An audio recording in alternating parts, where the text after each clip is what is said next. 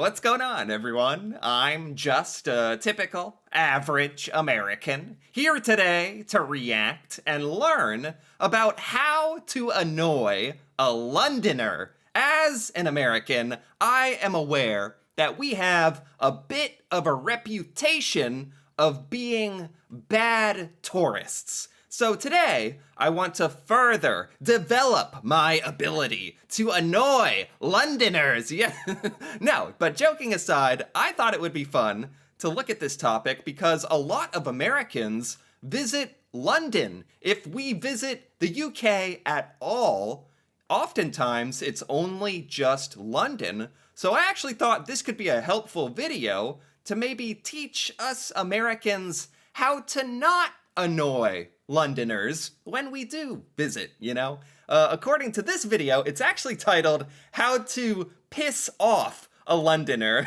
which I thought was pretty funny. So, how to not piss off a Londoner, how to not annoy a Londoner. Let's find out.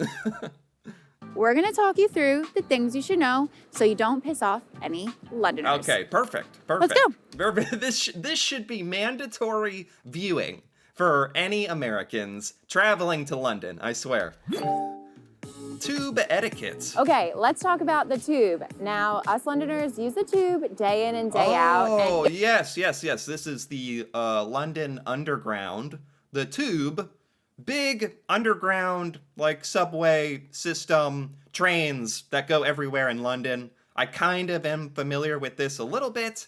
I didn't realize there's like an etiquette behind it. I definitely wouldn't have known how to behave, like just as randomly as an American visiting London. So this is good. This is something I wouldn't even think about. I wouldn't even know I'm doing anything wrong.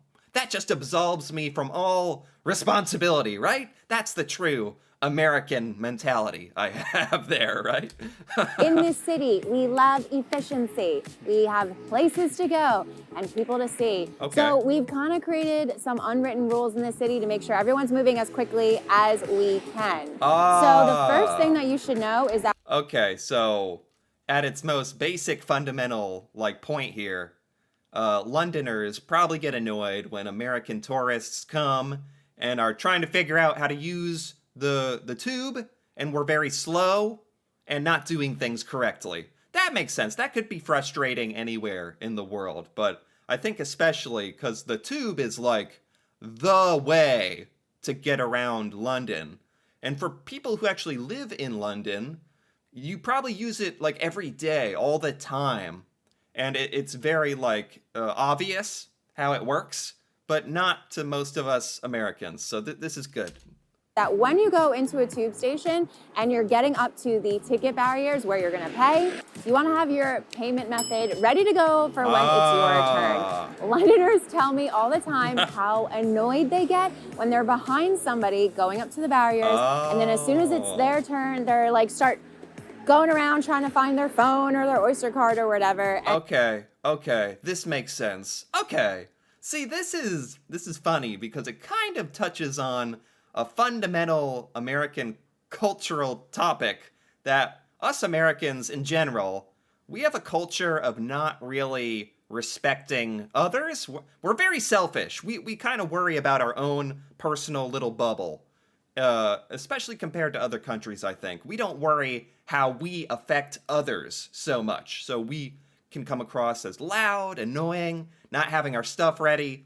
So this actually makes perfect sense to me, that American tourists would do this. Just have your stuff ready. Even I can connect with this, you know, if it's your turn to go and you've been waiting in line or the queue, have your stuff out. Have it ready. Don't just go up like you're just shocked it's your turn all of a sudden. We've been waiting there for 10 minutes and you're just shocked it's your turn finally, and you're fumbling through your stuff, and I actually totally sympathize with this. And it holds everybody up behind them. Honestly, the more efficient I glide through that day, it just makes me happier. So definitely make sure you do that as well. Another big one with Londoners is what you do on an escalator. So the rule of thumb here is that if you do not want to walk down the escalator and you want to stand, then you stand on the right. So remember that, stand on the right. And then if you do want to walk down, then you're going to go on the left side and... Okay, this is how it is supposed to be in the United States. We have like some unwritten rules about escalators. You're supposed to stand on the right and leave room on the left. Yes, you're supposed to do that, but no one really, a lot of the time, people just pretend like that's not a thing and block the entire escalator or whatever. I think this is much more of a respected norm in like London. Like, and Americans definitely should know this, but act like we don't. You're gonna walk and make sure you're doing it at a good pace because we like to glide down those escalators. Okay. If you don't, you'll definitely get someone coming up behind you very quickly and being like, "Excuse me," and you'll need to shuffle to the side. Okay. One that you will find That's is fair. a rule around the world, but that we're really committed to in this city is that if you're waiting to get onto the tube, once the doors open for a carriage, let everybody else get off of the carriage first before you try to shuffle your way onto it. It just makes it easy. Oh my gosh, this makes so much sense as well. There's a lot of stuff about the tube that just makes sense. and yet Americans like wouldn't do this. I totally get it now. This would piss me off, I think. Like, because this happens at elevators. Like, you're trying to get off an elevator in the United States, and people are just waiting there. The door opens, and they're just standing there in your way, right in your face, and you're like, oh my god, like, please back up, please let me through. Yeah, this is definitely something Americans need to work on. Easier. Also, it's kind of rude to just hop on as people are still trying to get off. Yeah. When you get on the tube, you will see these seats that are labeled priority seats. These are for people who are not able to stand, who might be pregnant, or have some kind of disability, and basically just need to be able to sit down comfortably when the tube is moving. So try to avoid sitting in those seats. If you do sit in one of those seats, just keep an eye out for anybody that might get on that looks like they need to sit down, or if they have one of these badges on that says they're pregnant or has a hidden disability. Oh my gosh, I think this is one thing that Americans actually respect. I didn't know that the tube has, like, special seating for people who need to sit down. If you're handicapped or if you have a baby or whatever reason, you need a seat. Americans are actually pretty good at respecting this. We have, like, handicap parking spots at all of our stores and buildings. People respect this, mostly because you'll get towed or arrested if you don't.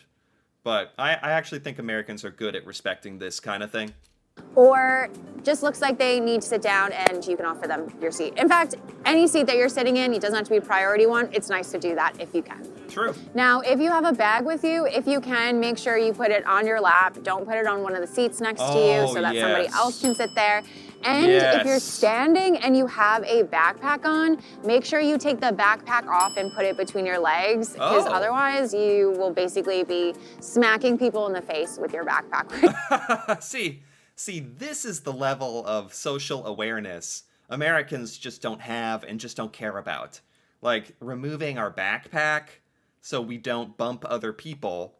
Like, I like to think I would think of that, especially if I felt my backpack touching someone. But I think that's the exception. I think a lot of the times, especially in like big American cities, Americans as a culture, we're just kind of like watching out for ourselves, which is kind of sad when I think about it out loud like that. But I really wouldn't expect this level of awareness from Americans. But it's good to be reminded, yeah. Which is really annoying and uncomfortable. So just keep it between your legs so that everyone can squish in and not be smashing their face into your bag. And finally, when you get onto a carriage, if it's busy, make sure that you don't crowd around the door. Move down into the middle of the carriage more, which means that more people can get on and they don't have to wait for the next train. Again, all this like situational awareness of your surroundings, awareness of helping other people move around easily, that's something Americans are not great at. But we should be better at. I think this is actually very reasonable stuff. Yeah.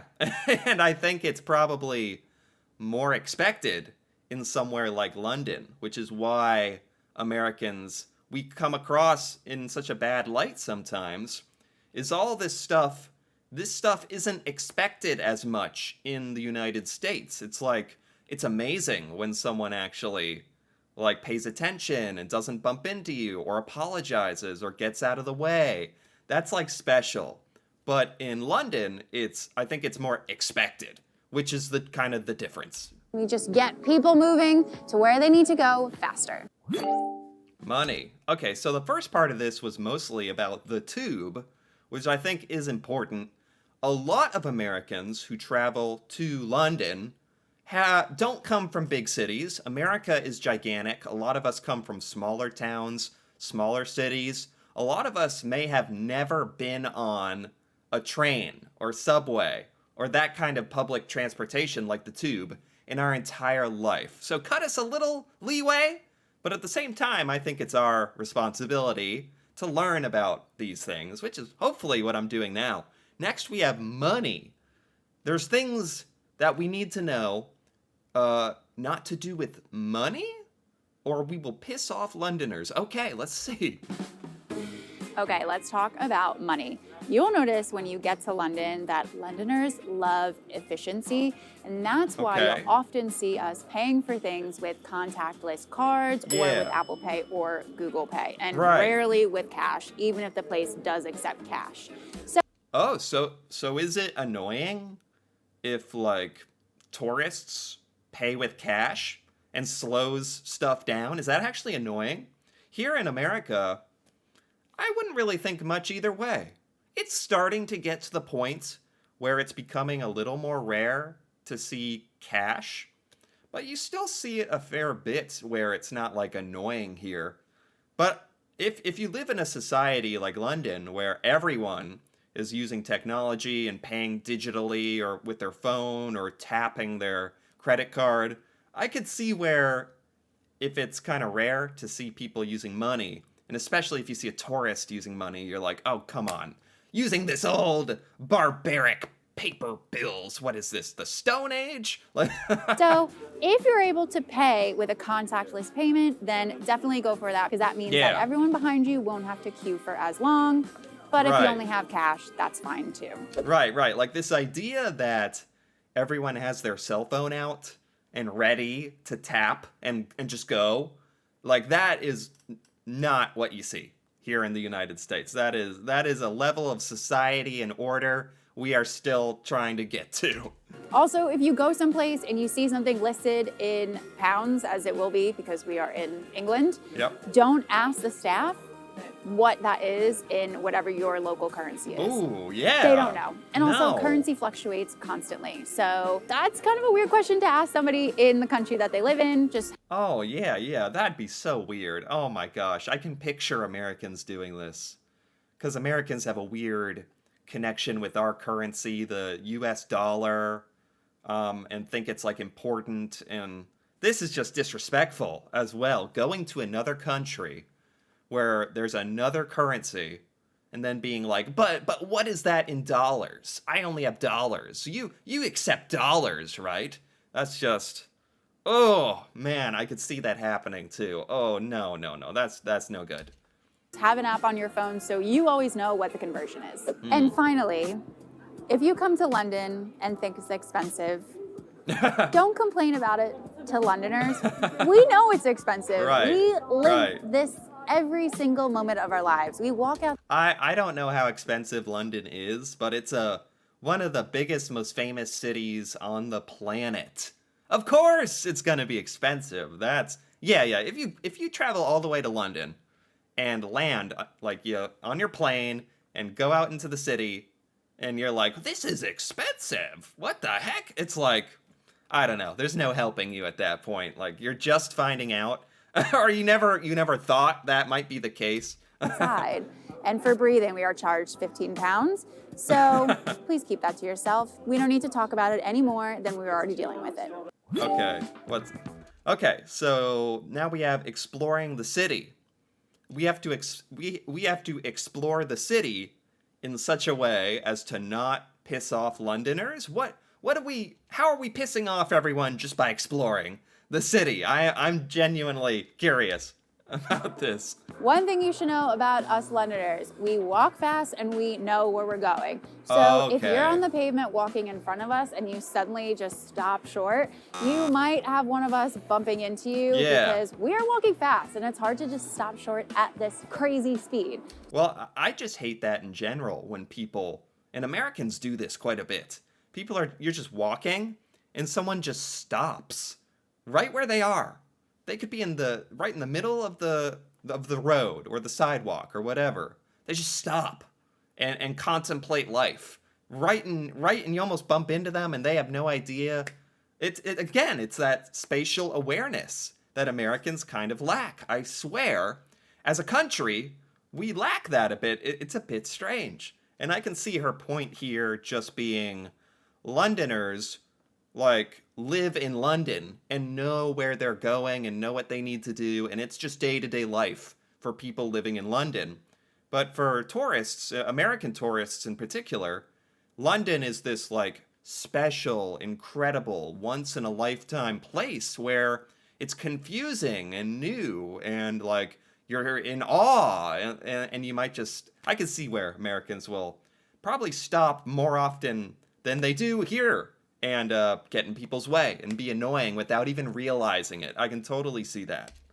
So if you need to look on Google Maps and figure out where you're going, or you just want to look up or take a picture, that's completely fine. right. But instead of stopping in the middle of the flow of traffic, Yeah. just move to the side closer to a building or near something that people aren't. This is such so directed at Americans. It's not even funny because that is such an American thing to do, to stop in the middle of the pavement, middle of the road, and just do stuff and block people and not even care or realize it. Yeah.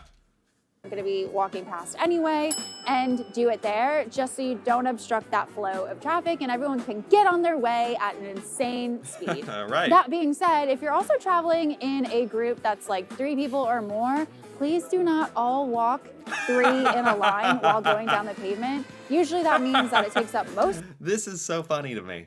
This is so funny to me because it's just such common stuff that Americans do. I haven't even thought about this until she is saying these things out loud like this.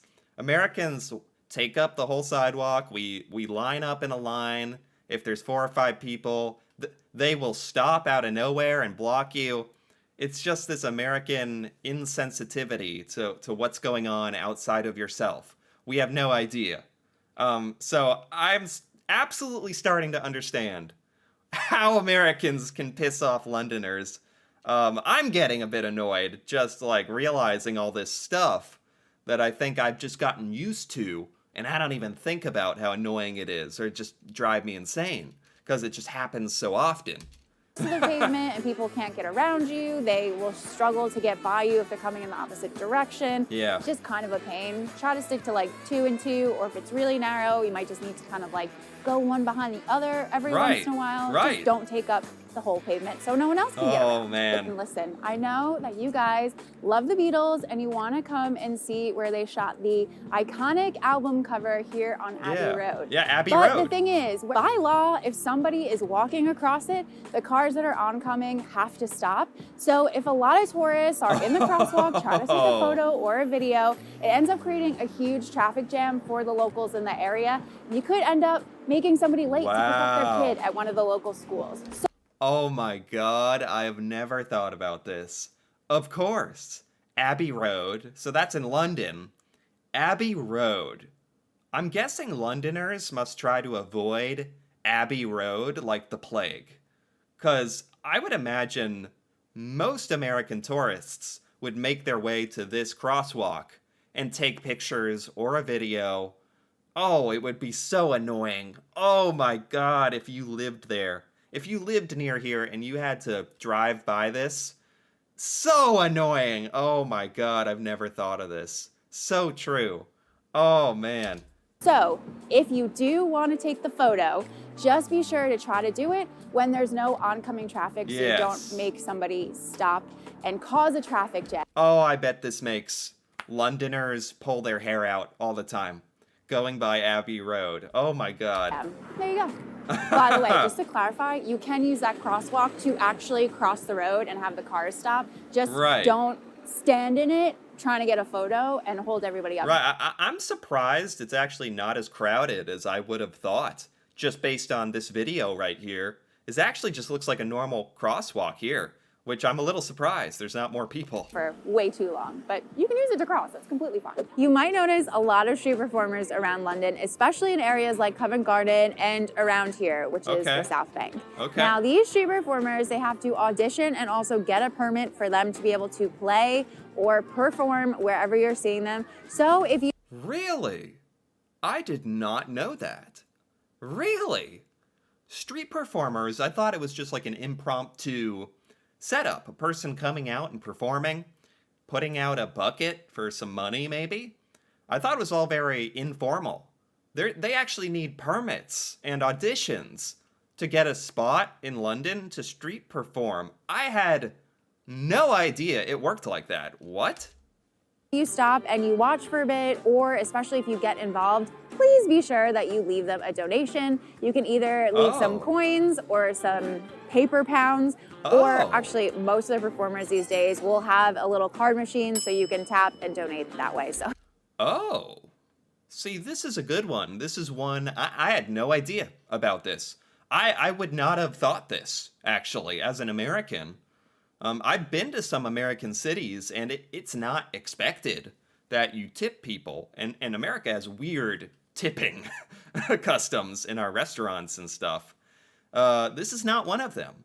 But in London, if you stop, if you enjoy the performance for a while, you should tip. I didn't know that. I would have been very disrespectful, and I wouldn't have even known it. I assumed, like, there's a lot of people that just kind of stop and listen for a moment and then keep going. Maybe if you stop and, like, listen for a certain amount of time where you're really, like, getting something out of the performance, then it's like, okay, come on, just give them something. And if you hear it while walking by, it's not like you have to tip or anything. If the music is just interacting with your ears while you're walking by, this makes sense to me, actually. Not having cash is not an excuse. But yeah, that's how they make their money, so be sure to leave a donation if you watch. Wow. I think most Americans would not know this. And we wouldn't think it's strange to not tip the street performer, even if we listen a bit. So this is like one of those etiquette things that you really have to be told, honestly. I had no idea. One of the things I find kind of funny and interesting about British culture is how strict they are about their cues or their lines. Basically, you never ever want to cut into the queue and jump ahead of anyone because people will not be happy. And even I love this. I love this about just British culture, London culture. Apparently, people in Britain are just on another level when it comes to waiting in the queue, queuing, as we call waiting in line. In America, it's a circus. People will cut you. People will act like you're not in line. You have to really watch out, like, and make sure people aren't trying to get in front of you. It's weird. Americans are very weird. when I think about how orderly and respectful it is in London and Britain, this is a thing that I really respect about London, actually. even though London is filled with foreigners and people from all over the world, we still stick to that like crazy. So if you're in a queue for something here, make sure you do not accidentally jump the line or try to do it because people will not let it happen. Yeah, I totally agree with that. That's the way it should be. Respecting the queue, yes. If you see houses that you want to take pictures or videos of, please be respectful of the people that live there. For example, everybody always wants to take pictures of the beautiful rainbow houses in Notting Hill, and that's fine. Just be sure to keep your distance so you don't get any pictures of actual residents that live there. And don't do things like going up on the stoop or going to the door because that is very invasive, and I'm sure you wouldn't want somebody to do that to your home. I think it's easy for Americans to forget. People actually live there. Americans come to London and we're like, oh, it's all a tourist attraction. It's all a show for us. It's like, no, people actually live there and work there like all the time. I think Americans forget that. So just be overall respectful of the people that live in these places. Right. But don't criticize our food here in London. First of all, Yeah. a Londoner will tell you how good the food is here, especially because we have world-class international cuisine that you definitely have to try while you're here. Ooh. But also, you were definitely going to be judged if you come here and you say you didn't think food was very good because... Oh my God. If you don't like the food, like, keep it to yourself. Like, no need to be negative. Get out of there. You know what? If you don't like the food, go eat somewhere else. Like, yeah, going to London and, like, complaining about the food, that's just rude. We're gonna know that you just didn't try hard enough to go to some good places, and... Yeah, seriously, like, this food looks great. I don't even understand why someone would say that. Sorry, but that's on you, so make sure you're trying good spots. Right. We literally talk about a million, so you have no excuse. Oh. Don't complain about the weather, Tess. We know. Okay. The weather. I could see Americans doing this. In a lot of parts of the United States, we're kind of blessed with very mild, predictable, nice weather for a lot of Americans. And apparently that's very different in London. That it can rain a lot, I hear. Still hot. All right, and now you know it all. You're gonna be golden, and if you want... Okay, and there we go. That was fantastic. That was very entertaining and actually educational. Like I said, I think this should be like mandatory must-view material for Americans visiting London. Seriously, this was by Love and London, and I gotta give this a like. I could see there were so many things in this video that I know Americans don't know. Because I didn't know many of these things. And I like to think I'm a little more self-aware than like other Americans. At least, you know, I went out on a limb to try to watch this video and learn something, which I think I did. But I also think this terrifies me as well, because I can see Americans breaking all of these rules, pissing off Londoners left and right, but hopefully not myself now that I've seen this. This was very fun to watch, and I enjoyed it. Anyway, if you enjoyed this as well, feel free to give this video a like or leave a comment with your thoughts on how to not piss off a Londoner. That'd be funny to hear about. And if you're interested in more videos like this, me reacting to Britain and British culture, feel free to subscribe for more. And until then, thanks for watching and see you next time.